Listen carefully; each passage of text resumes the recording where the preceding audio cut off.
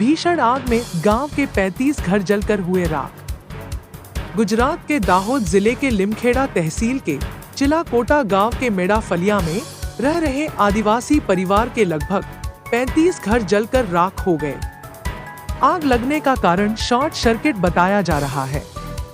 आग से निकली हुई चिंगारी एक घर से दूसरे घर, इस तरह आग ने 35 घरों को अपनी चपेट में ले लिया, जिसमें घरों में रखा हुआ अनाज, पशुधन, जेवरात व पैसे जलकर राख हो गए।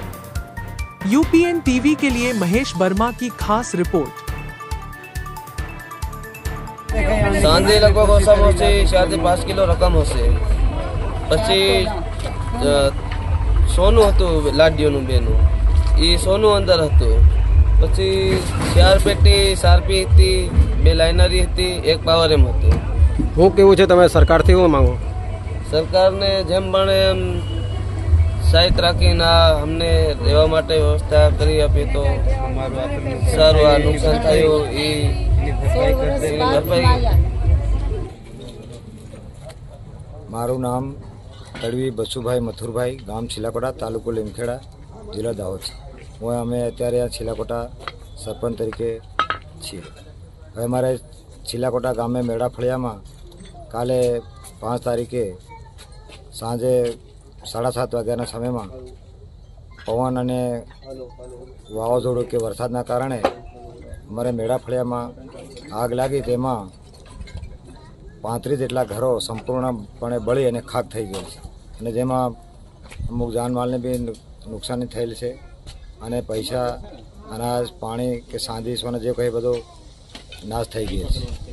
અને મારે પણ આવવાનો અવસર મળ્યો છે। સ્થળ પર અમે જોયું છે, જે જોયું છે એમાં વહીવટી તંત્રને સૂચના પણ એટલી આપી છે કે તાત્કાલિક આ બળેલા મકાનો નુકસાન થયું છે એનું તાત્કાલિક સર્વે કરો અને એની વ્યવસ્થા કરો। નવા મકાનો બનાવવાના છે। 35 જેટલા ભવનો કોઈપણ યોજનામાં ટ્રાઇબલમાંથી અમે બનાવવાના છીએ, અને અનાજ ખાવા માટેની વ્યવસ્થા છે તે પણ કરીશું, અને પશુઓ જે બચ્યા છે પશુઓ માટે પણ ઘાસચારો થાય એની પણ વ્યવસ્થા કરી રહ્યા છે।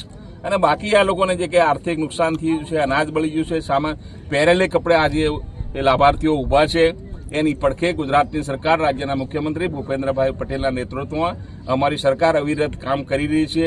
અમારા તલાટીથી માંડીને ગ્રામસેવકથી માંડીને ટીડીઓ અને અમારા પ્રાંત અધિકારી, મામલતદાર, તમામ વહીવટી તંત્રના અધિકારીઓ સ્થળ પર આવીને એના માટેની માપણી, મોજણી સ્થળ પર કરીને આજે ખાતરી કરી રહ્યા છે। અહીંની જનતાને જે નુકસાન થયું છે અમે આશ્વાસન આપી રહ્યા છે, અને ટૂંકા સમયમાં આજે ઘર વિહોણા થયા છે અને ઘરની અંદર રહેતા થાય અને બેઠા થાય એના માટેની તમામ વ્યવસ્થા અમારા રાજ્ય સરકારના માધ્યમથી અમે કરવાના છે। Thank you.